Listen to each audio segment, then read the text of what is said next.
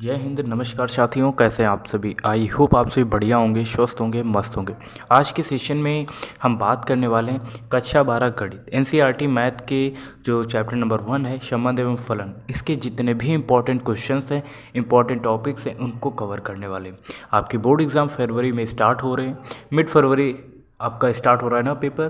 पहला पेपर शायद हिंदी का है, उसके बाद मैथ, इंग्लिश, फिर फिजिक्स और केमिस्ट्री, कुछ इस तरीके से आपका टाइम टेबल आया हुआ है। और अगर आपने अभी तक भी मैथ की जीरो से प्रिपरेशन नहीं करी है तो यहाँ पर जो ये सीरीज है 15 दिनों में आपको वो टॉपिक्स भी क्लियर कराए जाएंगे जो आपके बोर्ड एग्जाम में आने वाले। क्वेश्चंस भी आपको वही कराए जाएंगे जो ज़्यादा से ज़्यादा बार पूछे गए। कॉन्सेप्ट भी उसी टॉपिक का क्लियर कराया जाएगा जो ज़्यादा आपके एग्ज़ाम में आने के चांसेस हैं। ठीक है ना। तो आई होप इतनी चीज़ें आपको इस चैनल पर प्रोवाइड करी जा रही हैं, तो निश्चित तौर पर आप इस चैनल पर बने रहेंगे और दोस्तों में भी इस वीडियो को शेयर करेंगे। ठीक है। आज का हमारा पहला जो चैप्टर है संबंध एवं फलन। ठीक है। बेसिक से स्टार्ट करेंगे, इंपॉर्टेंट फार्मूले उन्हें भी देखेंगे, साथ ही साथ जो क्वेश्चंस है उसका मेथड क्या रहेगा वो भी हम देखेंगे। और ये मैंने लिखा 30 दिन में पूरी किताब समाप्त। हालांकि 30 दिन नहीं लगेंगे, 15 दिन में ही मैं ये आपका पूरा मैथ का जो सिलेबस है वो कंप्लीट करवाने वाला हूँ। बस आप बने रहिए और प्रतिदिन वीडियोज़ को देखते रहिए। ठीक है। तो यहाँ पर सबसे पहला जो चैप्टर है संबंध एवं फलन, रिलेशन एंड फंक्शन। ठीक है। जो आपके एग्जाम पॉइंट ऑफ व्यू बनेगा वही हम बात करेंगे। बेसिकली आप नॉलेज के लिए जैसे संबंध क्या है इसके बारे में पढ़ सकते हैं, फलन क्या है इसके बारे में पढ़ सकते हैं। ये आपने 11th की क्लास में पहले से पढ़ रखा है। ठीक है। इस पर हम ज़्यादा चर्चा नहीं करेंगे। आपके एग्जाम में जो सबसे ज़्यादा बार क्वेश्चन पूछा गया है वो यहाँ से पूछा गया है, तुल्यता संबंध से। कहाँ से? तुल्यता संबंध से। और तुल्यता संबंध अगर आपको आ गया यानी कि आपको 5 नंबर आसानी से मिल जाएंगे, क्योंकि तुल्यता संबंध से एक क्वेश्चन हर बार पूछा जाता है। ये आपको 5 से 10 नंबर भी दिलवा सकता है, क्योंकि तुल्यता संबंध पूछ लिया और दूसरा आपसे एक और क्वेश्चन दे दिया कि ये स्वतुल्य है या नहीं, या सममित है या नहीं, या संक्रामक है कि नहीं। तो यहाँ से भी क्वेश्चन बनेंगे और मिनिमम इस चैप्टर से आपको 10 नंबर मिलने वाले हैं। ठीक है। One of the important topic एक तुल्यता संबंध, एंड सेकेंड जो होगा वो होगा एकाकी आच्छादक एंड बहु एक। ठीक है। अगर ये दो चीज़ें इस चैप्टर पर आपने क्लियर कर ली तो आगे की चीज़ें आपके लिए आसान हो जाएंगी और यहाँ से आपको 10 नंबर आसानी से मिल जाएंगे। ठीक है। तो यहाँ पर सबसे पहले हम जानने वाले हैं तुल्यता संबंध क्या होता है, सममित संबंध एंड संक्रामक संबंध होता क्या है। ठीक है। यहाँ पर आप देख सकते हैं स्वातुल्य संबंध, रिफ्लेक्सिव जिसे बोलते हैं। ठीक है।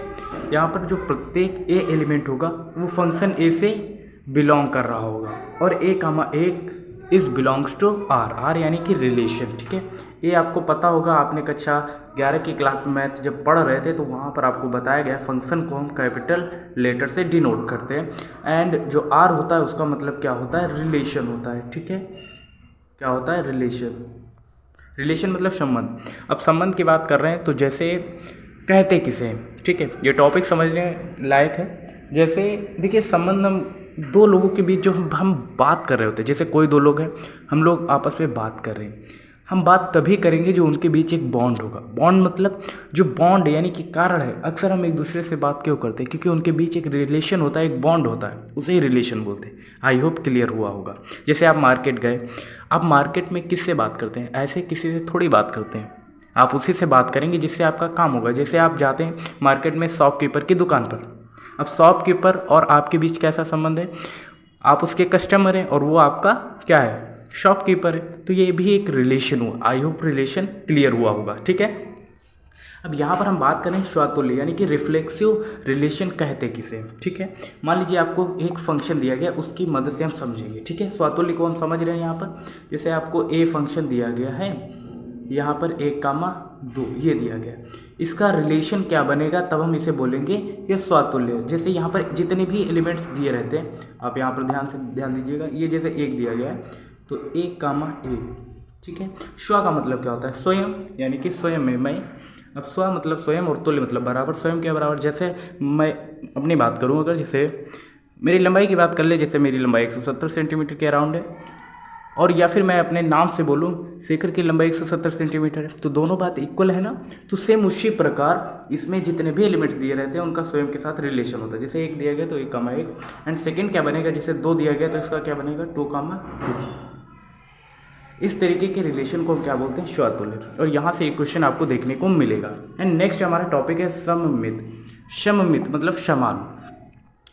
अब इसको कैसे समझेंगे? इसके लिए आप समझ सकते हैं एक एग्जाम्पल से। जैसे 3 कोई दोस्त हैं और 3 में से एक दोस्त ने किसी दोस्त से लड़ाई कर दी, यानी कि एक की लड़ाई हो चुकी है और 2 अभी आपस में बात कर रहे हैं, ठीक है ना, समझ पा रहे हैं। अब जिससे लड़ाई हुई उसके घर पर मान लो कोई फंक्शन है, अब उसने किसी एक को ही इनवाइट किया जिससे लड़ाई नहीं है, एंड जिसको इनवाइट किया उसने जाने से मना कर दिया। वो इसलिए मना कर रहा है क्योंकि वो तीनों दोस्त हैं ना, चूँकि एक दूसरे के साथ लड़ाई हो गई, वो बोल रहा है कि अगर ये जाएगा तभी मैं जाऊँगा और अगर ये नहीं जाएगा तो मैं नहीं जाऊँगा, ठीक है। कहने का मतलब अगर ए जाता है तब बी नहीं जाएगा, ठीक है ना, और अगर बी जाएगा तो ए नहीं जाएगा, ठीक है ना। और ऐसे संबंध को हम क्या बोलते हैं, सममित संबंध, ठीक है। अगर ये नहीं तो मैं भी नहीं, अगर ये जाएगा तो मैं भी जाऊंगा, ठीक है।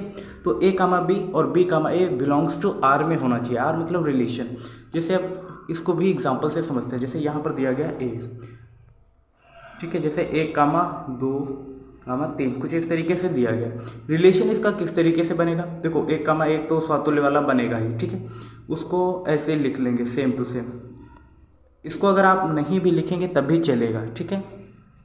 अब यहाँ पर क्या होना चाहिए, जैसे 2 कामा 1 दिया गया है तो क्या होना चाहिए, मान लो 2 ए हो गया और 1 जो है वो बी हो गया। तो यहाँ पर 1 कामा 2 अगर नहीं होगा तो हम नहीं बोल पाएंगे कि यह सममित है। अगर 2 कामा 1 है और 1 कामा 2 है तभी हम बोलेंगे यह एक सममित संबंध होगा, ठीक है। तो आई होप क्लियर हुआ होगा। एंड नेक्स्ट आपका है यहाँ पर संक्रामक। संक्रामक की बात कर रहे हैं तो संक्रामक भी समझ लेते हैं। संक्रामक के लिए कंडीशन क्या होती है, जैसे मान लो एक बेहतरीन एग्जांपल है, उससे समझिए। मान लो ए ने कोई कंपनी ओपन करी, डिजिटल मार्केटिंग, आपने नाम तो सुना ही होगा। अब डिजिटल मार्केटिंग में होता क्या है, जो भी पर्सन होता है, जैसे मैंने कोई कंपनी ओपन करी, ए है, और उसने बी को जोड़ा, ठीक है, और ए ने एक कंडीशन रखी। क्या कंडीशन रखी, ए ने कहा भाई बी आपको सैलरी तभी मिलेगी जब आप किसी एक पर्सन को जोड़ेंगे। तो ए ने कंपनी ओपन की और बी को जोड़ लिया। अब बी को अगर सैलरी लेनी है तो बी भी किसी पर्सन को जोड़ेगा, तो मान लिया बी ने सी को जोड़ दिया, ठीक है, और ये भी आर फंक्शन में रिलेट कर रहा है, ठीक है। क्या मैं ये इनडायरेक्टली बोल सकता हूँ कि ए ने ही सी को जोड़ा है, भाई अगर ए ने कंपनी ना ओपन की होती और ए ने बी को ना जोड़ा होता तो क्या सी कभी उस कंपनी से जुड़ पाता, नहीं जुड़ पाता ना। तो उसी प्रकार हम ये बोल सकते हैं ए कामा सी बिलोंग्स टू आर। इतनी बात क्लियर हुई। तो ये जो संबंध होगा ये आपका संक्रामक होगा, ट्रांजिटिव, ठीक है। जो भी टॉपिक आप पढ़ रहे हैं उसको इंग्लिश में निश्चित तौर पर पढ़ें लिखें, क्योंकि 12th के बाद आपको अगर ग्रेजुएशन करना है मैथ से या फिजिक्स से किसी भी सब्जेक्ट से तो सब आपको इंग्लिश में ही पढ़ाया जाएगा, आपको दिक्कत होगी। तो उससे बेहतर है आप अभी से इंग्लिश पढ़ते रहिए, आदत में लाइए। जो भी टॉपिक दिया गया उसका तो नाम आप याद ही रखें, ठीक है। तो मान लिया ये तो हो गया ट्रांजिटिव, लेकिन बात करें संक्रामक, वही ट्रांजिटिव संक्रामक से भी है।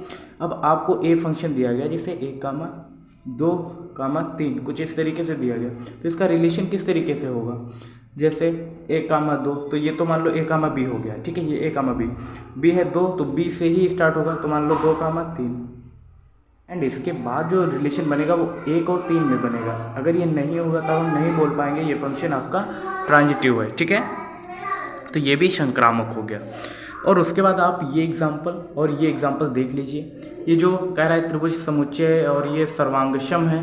सर्वांगसम है मतलब दोनों के अंग समान है, जैसे ये त्रिभुज है और ये, तो दोनों के त्रिभुजों के अंग समान है, भुजाएं समान है, तो ये निश्चित तौर पर तुल्यता संबंध होगा, ठीक है। तो इसे आप देख लीजिएगा। एंड नेक्स्ट क्वेश्चन जो बार बार पूछे जा रहे एग्जाम्पल, ये क्वेश्चन निश्चित तौर पर पूछा जाएगा आपके बोर्ड एग्जाम 2025 में, और ये भी पूछा जाएगा, ठीक है। 5-5 नंबर में पूछे जाएंगे, आप अभी से तैयार रखिए। एंड अगर आपको समझ नहीं आ रहा तो आप नेक्स्ट वीडियो में आप देखिए कमेंट करेंगे तो नेक्स्ट वीडियो आपको उसी टॉपिक पर निश्चित तौर पर मैं प्रोवाइड करने का प्रयास करूँगा, ठीक है। देखिए यार PDF इसलिए लगाकर मैं आपको पढ़ा रहा हूँ, बोर्ड पर भी आ सकता हूँ, बट उतना समय नहीं है और काफ़ी सारा अपना भी कोर्स कंप्लीट करना रहता है, थोड़ा सा बिजी हूँ। निश्चित तौर पर फिर कभी आएंगे, ऐसा नहीं है, उस समय आएगा और वो स्थिति होगी तब हम आएंगे, ठीक है। ये 1 नंबर में अक्सर पूछा जाता है। यहाँ पर आप जैसे a बराबर क्या दिया गया है, b-2 ये दिया गया है। अब 6 का मान डायरेक्टली आप याद रखिए। अब सोल्यूशन आप इतना भी नहीं कर पाएंगे तो किस तरीके से करेंगे, कहने का मतलब है b की वैल्यू क्या होनी चाहिए, 6 से बड़ी होनी चाहिए। अगर हम 7 लेते हैं तो यहाँ पर 5 आएगा, चूँकि 7 या 5 कामा 7 यहाँ पर दिया नहीं गया है तो ये तो होगा ही नहीं। उसके बाद हम 6 लेंगे तो 6 लेंगे तो 8 मिल जाएगा, 6 कामा 8 इसका राइट आंसर हो जाएगा, ठीक है। तो ये आप याद रखिएगा, 1 नंबर में पूछा जा सकता है। एंड उसके बाद यहाँ पर ये टॉपिक है वो कौन सा है, ये एकाएकी और आच्छादक वाला। ये क्वेश्चन बार बार आपके एग्जाम में पूछा जा रहा है, ठीक है। यहाँ पर दिया गया एफ एक्स बराबर क्या दिया गया है, एक्स की घात 4, ये दिया गया है। फंक्शन आर से आर में रिलेट कर रहा है, ठीक है। अब बात यहाँ पर करें फंक्शन आर से, यानी कि रियल नंबर से रियल नंबर में जा रहा है। अगर हम 1 लेंगे, ठीक है, तब भी हमें क्या मिलेगा, x की घात 4 है, 1 की घात 4 होगी तब भी 1 ही मिलेगा। और -1 अगर लेंगे तब भी उसकी, देखिए सम अगर है घात, पावर अगर सम है यानी कि इवन है, तो आपका ऋणात्मक वाला भी आपका धनात्मक हो जाएगा, यानी कि निगेटिव वाला भी एलिमेंट आपका पॉजिटिव में आएगा, ये आपको याद रखना। अब देखिए 2 एलिमेंट्स के सेम आंसर आ रहे हैं तो ये बहु एक होगा, ठीक है, एकाएकी नहीं होगा। आच्छादक की बात करें, आच्छादक भी नहीं होगा, तो ना तो एकाएकी और ना ही आच्छादक, ठीक है। तो इसका राइट आंसर डी हो जाएगा। उसके बाद एफ एक्स बराबर 3x दिया गया आर से आर में, तो ये एकाएकी और आच्छादक दोनों होगा, आप डायरेक्टली याद रख सकते हैं। एंड उसके बाद ये भी हो गया। आप ये क्वेश्चन एक कर लीजिएगा, इंपॉर्टेंट है, ठीक है। मुख्य रूप से आपको देखिए कॉन्सेप्ट बताया जा रहा है, साथ ही साथ जो आपके एग्ज़ाम में क्वेश्चंस आ सकते हैं वो आपको बताया जा रहा है, क्योंकि वीडियो ज़्यादा लंबी हो जाएगी। हालांकि इतने से आपका काम चल जाएगा। यहाँ पर गॉफ और फॉग निकालने के लिए आएगा, तो यहाँ पर मैं आपको एक आसान उदाहरण देकर समझा दे रहा हूँ। हालांकि इसका राइट आंसर सी होगा, ठीक है। जैसे मान लीजिए एफ एक्स बराबर आपके पास दिया गया है x² एंड जी एक्स बराबर दिया गया है आपको x, ठीक है। आपको फॉग निकालना है या गॉफ, सेम ही आंसर होगा, मतलब सेम ही तरीके से निकलेगा, आंसर सेम नहीं होगा। जैसे फॉग निकालना है तो इसको लिख सकते हैं एफ एक्स, देखिए एफ ब्रैकेट जी एक्स, इस तरीके से हम लिख सकते हैं, ठीक है। अब जी एक्स की वैल्यू कितनी है, एक्स है, ठीक है, तो वो रख दिया। अब x का मान वहाँ पर रखना है, एफ एक्स का जो भी यहाँ पर मान दिया गया x की जगह पर रखेंगे तो x ही ये है और घात 2 है, तो यही इसका राइट आंसर आ रहा होगा। तो इस तरीके से लगाते हैं, ठीक है। वीडियो को पॉज करिए, नहीं समझ में आए फिर से देखिए, ठीक है।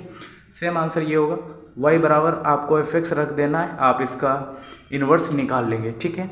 और देखिए y ये लिख लिया हमने, एफ एक्स का मान 4x/3x + 4 है, इसे सॉल्व कर लीजिए और y के टर्म्स में आप इसका आंसर लाइए, आपको मिल जाएगा, ठीक है।